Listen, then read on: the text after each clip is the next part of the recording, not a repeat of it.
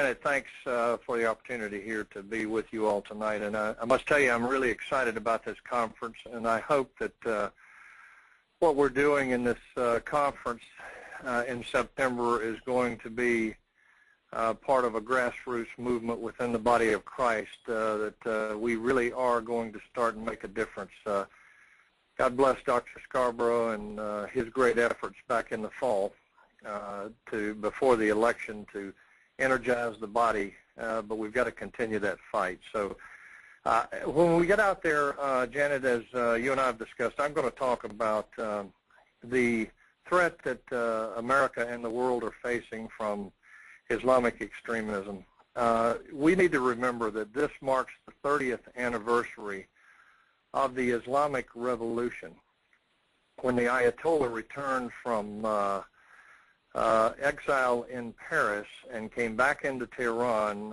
Ayatollah Khomeini really began what we now know as the Islamic Revolution. And in that 30 years, it is when one takes a realistic look at what has occurred, the growth of Islam, the influence of Islam, and the number of deaths and the amount of destruction directly related to radical Islam is appalling. We see it in such sound bites that we don't recognize the full magnitude of it, but when you put it all together, it's an extraordinary movement, and I must tell you that it is now threatening the very survival and existence of America, and I will talk about that out in the conference there. We need to remember that in this 30 years, Islam has now grown to 1.5 to somewhere around 1.5 to 1.6 billion followers, and the best estimates are that 15% of those people are radical jihadists who wake up every day believing that God has ordained them to kill infidels. Now, if you think about the magnitude of that and the number of people that really is, 15% of 1.5 billion, that's a lot of people that want to destroy infidels and rob us of our freedoms and our liberties. Many people believe that it can't happen in America, and the fact of the matter is all they need to do is look at the continent of Europe.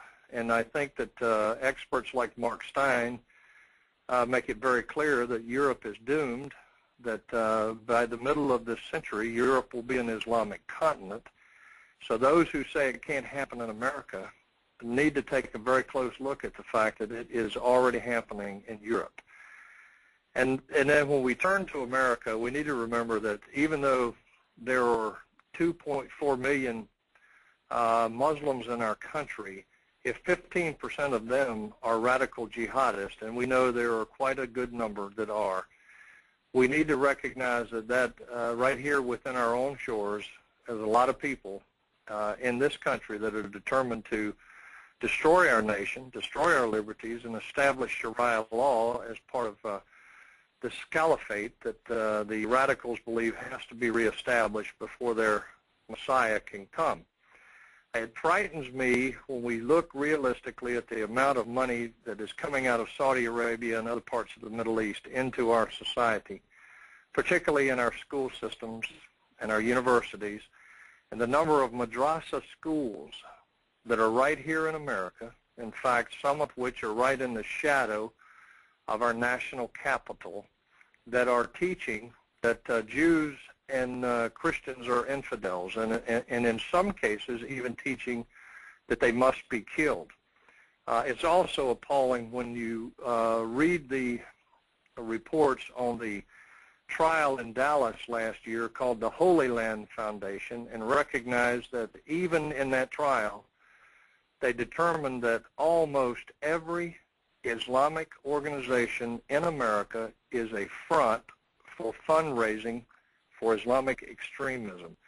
And that's happening right here in our country.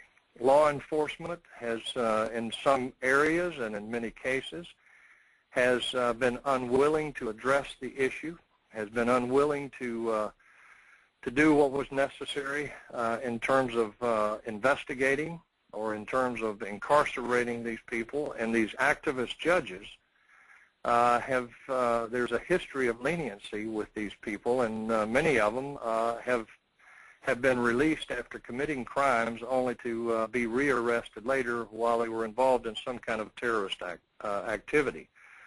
We know without a doubt that mosques in our country are in fact spewing jihadist rhetoric fairly regularly, particularly in some areas.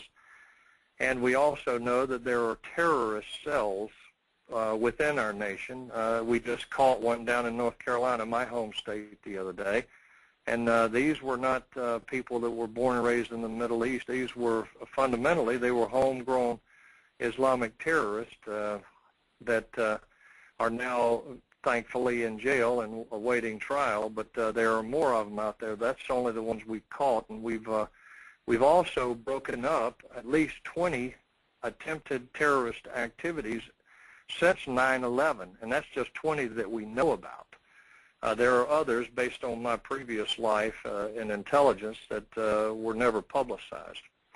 And the news a few months ago did report that there are 35 Muslim compounds scattered across America. I live 18 miles from one of them, and the activities that are going on inside those compounds, I think it's safe to say, are not in the best interest of our liberties and our freedoms, and in many cases, when people have tried to get into these compounds to see what was going on, they've been literally held away at gunpoint.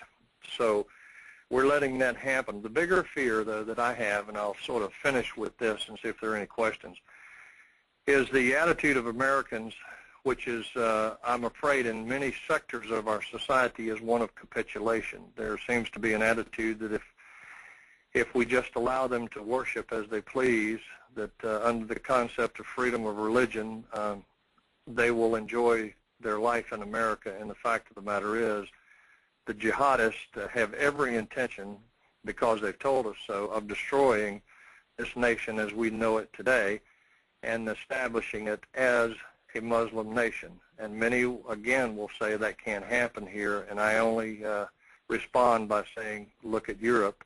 If you don't think it can happen here, take a very careful look at Europe. And it is time for America to awaken, and I hope that's what we're going to talk about out in the conference there is what is happening and what do we need to do now as Christians and as Americans to do what God's called us to do, and that is get our armor on and get into battle.